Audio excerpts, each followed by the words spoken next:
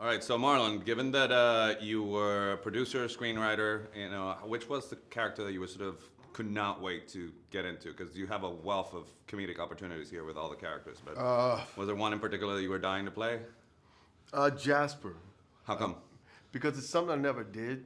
I thought he was such a quirky kind of character, and he's so sinister and kind of twisted that it was trying to find the fun in that character was fun, because I never played like a bad guy.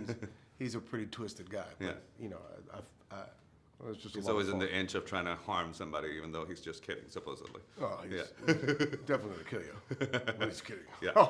There you go. But I was going to give you, I mean, you're fantastic in this, but I was surprised by how, let me put it as a question, was making Alan funny a challenge? Because he is. I was surprised by that, because you figured he's going to be the straight man, that there's all this madness, but as that character, you were able to find the funny. So was that a particular challenge for you? No, because I think Alan had the situations, and I always said it was like I never tried for him to be funny.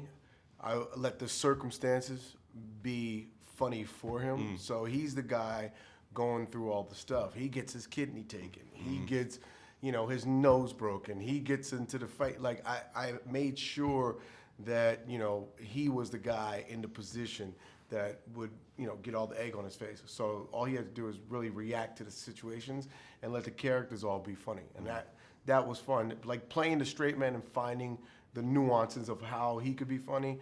I just felt like with each one of these characters, I would want to be appropriate in how I approached the comedy. I want the comedy to come easy. I didn't want to kind of reach for it. Like Dawn, even though she's bigger, she's very physical. And even Ethan, he looks just like Alan. But what I liked about Ethan is, even though he looks just like Alan, they're completely different characters. Mannerism completely, yeah. Yeah. Don's my favorite, I have to say. But let me ask you this. I like Ethan. Well,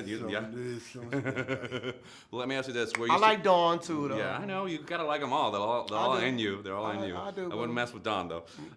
Let me ask you this. Were you surprised at all by the reality of making it? Obviously, because you're playing against yourself, or did you know what you were getting into once you sort of signed up for it? I had no idea. You had no idea? I literally had no idea. And Rick, my producing partner and writing partner for years now, him and Mike were like, brother, do you understand? I said, I don't know. He said, what do you mean? I was just like, I don't know. I said, why? I said, because I don't want to know. I just want to do it. And get it done. I don't want to be anxious about doing it. And then I started doing it. And When did it hit? Day 3 or first day? Or? It was like after the first week. I looked at Rick. I was like, what? Why did you let me do this? Why didn't you tell me it was going to be like this? He goes, brother, you said you didn't want to know. I was like, gosh. Yeah. And because it's crazy amount of work. It was 7 hours of makeup. Yeah. You're literally first on the call sheet, and then second, third, fourth, seventh. People from Netflix would come and they would go, I see how many on the call sheet. It's like number 1. And they go, we just see how many hours number 1 is doing. Yeah. I don't know how you're doing it. I don't know how I was holding up. No, hats off. I mean, 7 hours. Then I would work 16 hours. So that's 23 hours. Jesus. Then I would take the makeup off. That took an hour and a half. And then I would finally get to the hotel and I would sleep 2.5 hours and have to come back to work. Oh my God. Yeah, for 50 days. So Russell's, one of my favorite lines is sort of a throwaway line when they're doing the chase at the end. He says, like, oh, this is like Dukes of Hazzard without the racist car. If you could produce a classic TV show and rework it, because Russell's obsessed with TV, what would you do you think?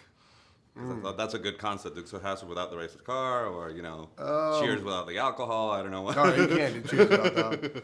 Good times. And without the projects. Okay. I'd move them to a really nice house. Okay. But they're still project people in a really nice house. In a really nice They're house. like me and my family now. Yeah.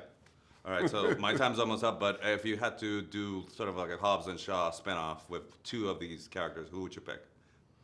I'm going with Dawn and Jasper. There you go. I'll sign up for that. All right, pleasure talking to you, sir. Hey, man. Good time.